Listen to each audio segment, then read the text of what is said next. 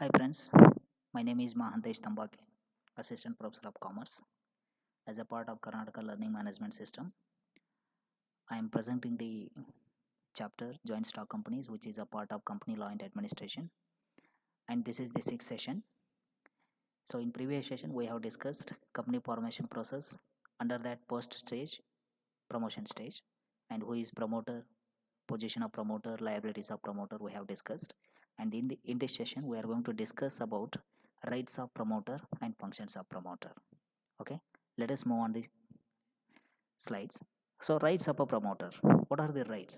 Okay, ಕಂಪನಿಗೆ promoter ಆಗಿ ಕಾರ್ಯವನ್ನು ನಿರ್ವಹಿಸ್ತಕ್ಕಂಥ ವ್ಯಕ್ತಿಗಳು ಏನು ಹಕ್ಕುಗಳನ್ನು ಹೊಂದಿರ್ತಾರೆ ಅಂತಂದರೆ right to receive preliminary expenses. Company formation ಹಂತದಲ್ಲಿದ್ದಾಗ, ಕಂಪನಿ ಪ್ರಮೋಷನ್ ಹಂತದಲ್ಲಿದ್ದಾಗ ಏನೇನು ಪ್ರಿಲಿಮಿನರಿ ಎಕ್ಸ್ಪೆನ್ಸಸ್ಗಳನ್ನು ಪ್ರಮೋಟರ್ಸ್ ಮಾಡಿರ್ತಾರೆ, ಕಂಪನಿ ಸ್ಥಾಪನೆಗೊಂಡ ಮೇಲೆ ಆ ಎಲ್ಲ ಎಕ್ಸ್ಪೆನ್ಸಸ್ಗಳನ್ನು ಅವರು ಏನು ಮರುಭರಣ ಪಡ್ಕೊಳ್ಳೋದಕ್ಕೆ ಹಕ್ಕನ್ನು ಹೊಂದಿರ್ತಾರೆ. ಯಾಕೆಂದರೆ ಕಂಪ್ನಿ ಫಾರ್ಮೇಷನ್ ಪ್ರಮೋಷನ್ ಹಂತದಲ್ಲಿದ್ದಾಗ ಕಂಪ್ನಿ ಹತ್ರ ಯಾವುದೇ ದುಡ್ಡು ಇರೋದಿಲ್ಲ. ಓಕೆ, ಶೇರ್ ಹೋಲ್ಡರ್ಸ್ ಇನ್ನೂ ಇನ್ವೆಸ್ಟ್ಮೆಂಟ್ ಮಾಡಿರೋದಿಲ್ಲ, ಕಂಪ್ನಿಗೆ ಬಂಡವಾಳ ಬಂದಿರೋದಿಲ್ಲ ಮತ್ತು ಕಂಪನಿ ಬಿಸ್ನೆಸ್ಸನ್ನು ಮಾಡಿ ಪ್ರಾಫಿಟನ್ನು ಗಳಿಸಿರೋದಿಲ್ಲ. ಹೀಗಾಗಿ ಏನು ಎಕ್ಸ್ಪೆನ್ಸಸ್ಗಳನ್ನು ಈ ಪ್ರಮೋಟರ್ಸ್ಗಳು ಮಾಡಿರ್ತಾರೆ, ಆ ಎಲ್ಲ ಎಕ್ಸ್ಪೆನ್ಸಸ್ಗಳನ್ನು ಪ್ರಿಲಿಮಿನರಿ ಎಕ್ಸ್ಪೆನ್ಸಸ್ ಅಂತ ಕರಿತೀವಿ. ಆ ಪ್ರಿಲಿಮಿನರಿ ಎಕ್ಸ್ಪೆನ್ಸಸ್ಗಳನ್ನು ಇವರು ರಿಕವರ್ ಮಾಡ್ಕೊಳ್ಳೋದಕ್ಕೆ ಹಕ್ಕನ್ನು ಹೊಂದಿರ್ತಾರೆ. ಅದೇ ಥರ right to recover proportionate amount from the co promoters. ಯಾವುದಾದ್ರೂ ಒಬ್ಬ ಪ್ರಮೋಟರ್ ಹೆಚ್ಚಿನ ಮೊತ್ತವನ್ನು ಇನ್ವೆಸ್ಟ್ಮೆಂಟ್ ಮಾಡಿದರು, ಓಕೆ, ಕಂಪನಿಯ ಒಂದು ಪ್ರಮೋಷನ್ ಹಂತದಲ್ಲಿದ್ದಾಗ ತಾನು ಹೆಚ್ಚಿನ ಮೊತ್ತವನ್ನು ಇನ್ವೆಸ್ಟ್ಮೆಂಟ್ ಮಾಡಿದರು, ನಂತರ ಕೋ ಪ್ರಮೋಟರ್ ಕಡೆಯಿಂದ ಆ ಮೊತ್ತವನ್ನು ಪ್ರಪೋರ್ಷನೇಟ್ ಮೊತ್ತವನ್ನು ಇವರು ರೀಪೇಮೆಂಟ್ ಮಾಡ್ಕೊಳ್ಳೋದಕ್ಕೆ ಹಕ್ಕುಳ್ಳವರಾಗಿರ್ತಾರೆ. ರೈಟ್. ಅದೇ ಥರ what are the functions of promoter. Okay, promoter ಏನು ಕಾರ್ಯಚಟುವಟಿಕೆಗಳನ್ನ ಮಾಡ್ತಾರೆ? Okay, to conceive an idea of forming a company and explore its possibilities.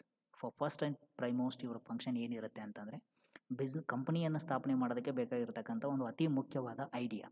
ಅಂದರೆ ಯಾವ ಒಂದು ಐಡಿಯಾದ ಮೇಲೆ ಕಂಪನಿ ಸ್ಥಾಪನೆಗೊಂಡು ನಾಳೆ ಕಾನೂನಿನಾತ್ಮಕವಾಗಿ ಎಕ್ಸಿಸ್ಟೆನ್ಸನ್ನು ಪಡ್ಕೊಂಡು ನೂರಾರು ವರ್ಷಗಳವರೆಗೂ ಬಿಸ್ನೆಸ್ಸನ್ನು ಸಕ್ಸಸ್ಫುಲ್ಲಾಗಿ ಮಾಡಬೇಕಾಗಿದೆ, ಆ ಮೂಲತಃ ಐಡಿಯಾನ ಇವರು ಕನ್ಸೀವ್ ಮಾಡಬೇಕಾಗತ್ತೆ. ಓಕೆ, ಫೈಂಡ್ ಔಟ್ ಮಾಡಬೇಕಾಗತ್ತೆ ಮತ್ತು ಅದನ್ನು ಯಾವ ಥರ ನಾವು ಇಂಪ್ಲಿಮೆಂಟ್ ಮಾಡಿದರೆ ಸಕ್ಸಸ್ ಆಗುತ್ತೆ ಅಂತಕ್ಕಂಥ ಒಂದು ಮಲ್ಟಿಪಲ್ ಪಾಸಿಬಿಲಿಟೀಸನ್ನು ಇವರು ಕೂಡ ಇವ್ಯಾಲ್ಯೂಯೇಟ್ ಮಾಡಬೇಕಾಗತ್ತೆ. Okay, first and primemost function ಇವ್ರದ್ದು to conceive an idea of forming a company and explore its possibilities. Second function, to conduct the necessary negotiation for the purchase of business in case it is intended to purchase as existing business. In this context, the help of experts may be taken if considered necessary. ನೋಡಿ, already company ಸ್ಥಾಪನೆಗೊಂಡಿರೋ ಕಂಪನಿಯನ್ನು ಇವರು acquire ಮಾಡ್ಕೋಬೇಕು, ಆ ಕಂಪನಿಯನ್ನು purchase ಮಾಡಬೇಕು ಅಂತಕ್ಕಂಥ ಒಂದು ಪ್ರಾಸೆಸ್ಸಲ್ಲಿ ಇದ್ದರು ಅಂತ ಹೇಳ್ತಂದರೆ ಪ್ರಮೋಟರ್ಸು ಆ ಒಂದು ಕಂಪನಿಗೆ ಸಂಬಂಧಪಟ್ಟಂಥ ಎಲ್ಲ ನೆಗೋಷಿಯೇಷನ್ಸ್, ಅಂದರೆ ಯಾವ ಬೆಲೆಗೆ ಆ ಕಂಪನಿಯನ್ನು ನಾವು ಖರೀದಿ ಮಾಡಬೇಕು, ಯಾವ ಬೆಲೆಗೆ ಆ ಕಂಪನಿಯನ್ನು ಅಕ್ವೈರ್ ಮಾಡಬೇಕು ಅಂತಕ್ಕಂಥ ನೆಗೋಷಿಯೇಷನ್ ಡೀಲಿಂಗ್ಸ್ ಸಂಬಂಧಪಟ್ಟ ಹಾಗೆ ಇವರು ಏನು ಮಾಡಬೇಕಾಗತ್ತೆ, ಚಟುವಟಿಕೆಗಳನ್ನು ಕಂಡಕ್ಟ್ ಮಾಡ್ಕೋಬೇಕಾಗತ್ತೆ. ಮತ್ತು ಇನ್ ಕೇಸ್ ಇವರಿಗೇನಾದರೂ ಎಕ್ಸ್ಪರ್ಟ್ಸ್ ಅಸಿಸ್ಟೆನ್ಸ್ ಬೇಕು, ನಮ್ಮ ಮೇಲೆ ಈ ಒಂದು ನೆಗೋಷಿಯೇಷನನ್ನು ಮಾಡೋಕ್ಕಾಗೋದಿಲ್ಲ ಅಂತಕ್ಕಂಥ ಸಂದರ್ಭ ಇತ್ತು ಅಂತಂದರೆ ಆವಾಗ ಎಕ್ಸ್ಪರ್ಟ್ಸ್, ಓಕೆ, ವ್ಯಾಲ್ಯೂಯೇಟರ್ಸ್ ಅಂತ ಏನು ಕರಿತೀವಿ, ಅವ್ರ ಕಡೆಯಿಂದ ನಾವು ಮಾಹಿತಿಯನ್ನು ಪಡ್ಕೋಬೋದು ಮತ್ತು ಅವರ ಸಹಾಯವನ್ನು ಇವರು ಪಡ್ಕೊಳ್ತಾರೆ. ಅದೇ ಥರ to collect the requisite number of persons. Okay, company promotion ಹಂತದಲ್ಲಿದ್ದಾಗ ಇವ್ರು ಏನು ಮಾಡ್ತಾರೆ ಅಂದರೆ, ಕಂಪನಿ ಪ್ರೈವೇಟ್ ಕಂಪನಿ ಇತ್ತು ಅಂತಂದರೆ ಮಿನಿಮಮ್ 2 ಇರಬೇಕು, ಮ್ಯಾಕ್ಸಿಮಮ್ 200 ಇರಬೇಕು. ಸಪೋಸ್ ಪಬ್ಲಿಕ್ ಕಂಪನಿ ಇತ್ತು ಅಂತಂದರೆ ಮಿನಿಮಮ್ 7 ಮೆಂಬರ್ಸನ್ನು ಇವರು ಏನು ಮಾಡಬೇಕಾಗತ್ತೆ ರೀ, ರಿಕ್ವಿಸಿಟ್ ನಂಬರ್ಸನ್ನು ಕಲೆಕ್ಟ್ ಮಾಡಬೇಕಾಗತ್ತೆ. ಓಕೆ, ಎಷ್ಟು ಜನ ಬೇಕು ಕಂಪನಿ ಸ್ಥಾಪನೆಗೆ ಅಂತ. ಮತ್ತು ಅದೇ ಥರ who can sign the memorandum of association and articles of association of the company and also agree to act as the first directors of the company. Okay, ಪ್ರಮೋಟರ್ಸ್ಗಳು ಏನು ಮಾಡಬೇಕಾಗತ್ತೆ, ಪಬ್ಲಿಕ್ ಕಂಪ್ನಿ ಇತ್ತು ಅಂದರೆ 7 ಜನರನ್ನು ಇವರು ಚೂಸ್ ಮಾಡಬೇಕಾಗತ್ತೆ ಮೆಂಬರ್ಸ್ ಆಗಿ, ಮತ್ತು ಅದೇ 7 ಜನ ಮೆಮೊರಂಡಮ್ ಆಫ್ ಅಸೋಸಿಯೇಷನ್ ಮತ್ತು ಆರ್ಟಿಕಲ್ಸ್ ಆಫ್ ಅಸೋಸಿಯೇಷನ್ಗೆ ಅವರು ಸೈನ್ ಮಾಡಬೇಕಾಗತ್ತೆ. ಮತ್ತು ದೇ ಶುಡ್ ಆಕ್ಸೆಪ್ಟ್, ಕಂಪನಿ ಸ್ಥಾಪನೆ ಆದಮೇಲೆ ಕಂಪನಿಗೆ ಫಸ್ಟ್ ಡೈರೆಕ್ಟರ್ಸ್ ಆಗಿ ನಾವು ಕಾರ್ಯವನ್ನು ನಿರ್ವಹಿಸ್ತೀವಿ ಅಂತ ಹೇಳ್ಬಿಟ್ಟು ಅವರು ಅಗ್ರಿಮೆಂಟನ್ನು ಕೊಡಬೇಕಾಗತ್ತೆ, ಒಪ್ಪಿಗೆಯನ್ನು ನೀಡಬೇಕಾಗತ್ತೆ. ಓಕೆ, ಅದೇ ಥರ to decide about the following. Okay, promoters ಏನು ಮಾಡಬೇಕಾಗತ್ತೆ ರೀ, the name of the company ಏನು ಅನ್ನೋದನ್ನು ಡಿಸೈಡ್ ಮಾಡಬೇಕು, ಮತ್ತು location of the registered office ಎಲ್ಲಿರಬೇಕು ಅನ್ನೋದನ್ನು ಡಿಸೈಡ್ ಮಾಡಬೇಕು, ಯಾವ ಪ್ಲೇಸಲ್ಲಿ ಇರಬೇಕು ಅಂತ, ಮುಂಬೈ, ಹೈದರಾಬಾದ್, ಬ್ಯಾಂಗ್ಳೂರು ಅಂತ. ಅದೇ ಥರ the amount and form of it share capital, ಎಷ್ಟು ಕಂಪನಿಗೆ ಬಂಡವಾಳ ಬೇಕಾಗುತ್ತೆ ಮತ್ತು ಯಾವ ಫಾರ್ಮಲ್ಲಿ ಶೇರ್ ಕ್ಯಾಪಿಟಲ್ ಬೇಕು, ಈಕ್ವಿಟಿ ಶೇರ್ ಕ್ಯಾಪಿಟಲ್ ಎಷ್ಟು ಬೇಕು, ಪ್ರಿಫರೆನ್ಸ್ ಶೇರ್ ಕ್ಯಾಪಿಟಲ್ ಎಷ್ಟು ಬೇಕು, ಮತ್ತು ಟೋಟಲ್ ಶೇರ್ ಕ್ಯಾಪಿಟಲ್ ಮೊತ್ತ ಎಷ್ಟು ಬೇಕಾಗುತ್ತೆ ಕಂಪನಿಗೆ ಅನ್ನೋದನ್ನು ಇವರು ಡಿಸೈಡ್ ಮಾಡಬೇಕಾಗತ್ತೆ. ಅದೇ ಥರ the brokers or underwriters for capital issue if necessary. Company ಪ್ರಾಥಮಿಕ ಹಂತದಲ್ಲಿ ಇನ್ಕಾರ್ಪೊರೇಷನ್ ಮಾಡಿದ ಮೇಲೆ ಸಬ್ಸ್ಕ್ರಿಪ್ಷನ್ ಹಂತಕ್ಕೆ ಹೋದಾಗ ಸೊ ಶೇರ್ ಕ್ಯಾಪಿಟಲನ್ನು ಸಬ್ಸ್ಕ್ರೈಬ್ ಮಾಡಬೇಕಲ್ರಿ. ಸೊ ಶೇರ್ ಕ್ಯಾಪಿಟಲನ್ನು ಮಿನಿಮಮ್ ಇಂತಿಷ್ಟು ಸಬ್ಸ್ಕ್ರೈಬ್ ಮಾಡಿದರೆ ಮಾತ್ರ ಕಂಪನಿ ಎಕ್ಸಿಸ್ಟೆನ್ಸನ್ನು ಪಡ್ಕೊಳ್ಳುತ್ತೆ. ಇಲ್ಲ ಅಂತಂದರೆ ಅಲ್ಲಿಗೆ ಅದರ ಎಕ್ಸಿಸ್ಟೆನ್ಸ್ ಬರೋದು ಇಲ್ಲ, ಅಲ್ಲಿಗೆ ಸ್ಟಾಪ್ ಆಗುತ್ತೆ. So that is the company law requisite. So ಅಂಥ ಒಂದು ಕೇಸಲ್ಲಿದ್ದಾಗ ಬ್ರೋಕರ್ಸ್ ಅಥವಾ ಅಂಡರ್ ರೈಟರ್ಸ್ಗಳು ಕಂಪನಿ ಶೇರ್ ಕ್ಯಾಪಿಟಲನ್ನು ಏನು ಮಾಡಬೇಕಾಗತ್ತೆ, ಸಬ್ಸ್ಕ್ರೈಬ್ ಮಾಡಬೇಕಾಗತ್ತೆ. ಸೊ ಹೀಗಾಗಿ ಯಾರು ಬ್ರೋಕರ್ಸ್ ಇರಬೇಕು, ಅಂಡರ್ ರೈಟರ್ಸ್ ಇರಬೇಕು ಅನ್ನೋದನ್ನು ಇವರು ಡಿಸೈಡ್ ಮಾಡಬೇಕಾಗತ್ತೆ.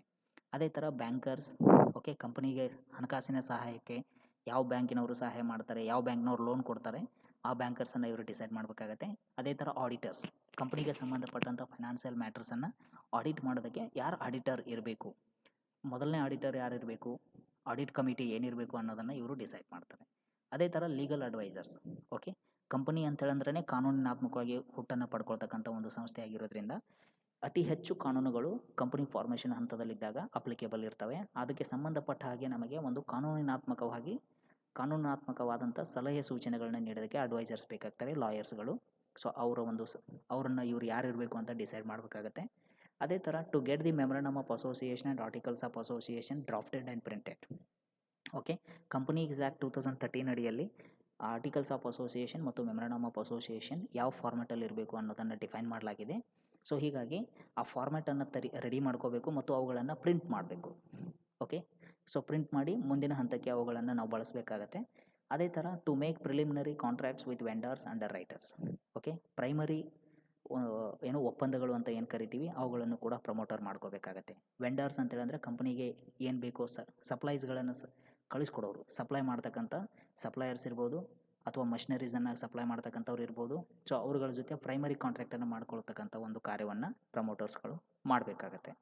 ಅದೇ ಥರ to make arrangements for the preparation of prospectus, its filing, advertisement and issue of capital.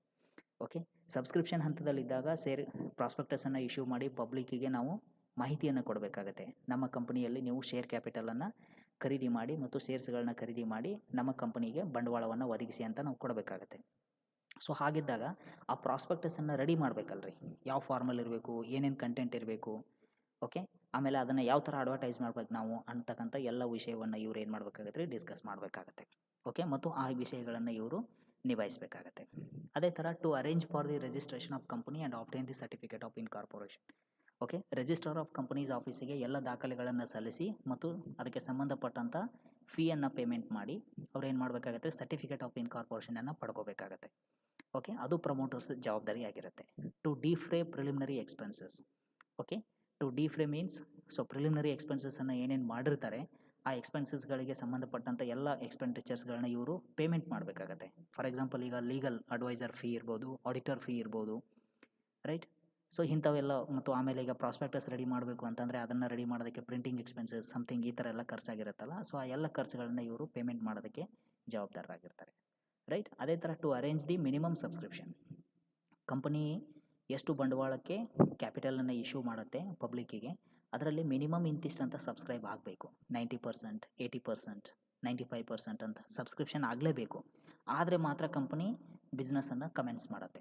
ಇಲ್ಲ ಅಂತಂದರೆ ಕಂಪನಿ ಕಾನೂನಿನ ಅಥಾರಿಟಿ ಏನು ಮಾಡ್ತಾರೆ ರೀ, ರಿಜಿಸ್ಟರ್ ಆಫ್ ಕಂಪನಿ ಡಿಸ್ಕ್ವಾಲಿಫೈ ಅಂತ ಹೇಳ್ಬಿಟ್ಟು ಕಂಪನಿ ಸ್ಥಾಪನೆ ಆಗೋದಕ್ಕೆ ಅವಕಾಶ ಮಾಡಿಕೊಡೋದಿಲ್ಲ. ಸೊ ಹೀಗಾಗಿ ಮಿನಿಮಮ್ ಸಬ್ಸ್ಕ್ರಿಪ್ಷನ್ಗೆ ಇವರು ಕಡ್ಡಾಯವಾಗಿ ಪ್ರಯತ್ನ ಮಾಡಲೇಬೇಕು, ಮಿನಿಮಮ್ ಸಬ್ಸ್ಕ್ರಿಪ್ಷನ್ ಆಗೋ ಥರ ನೋಡಬೇಕಾಗತ್ತೆ.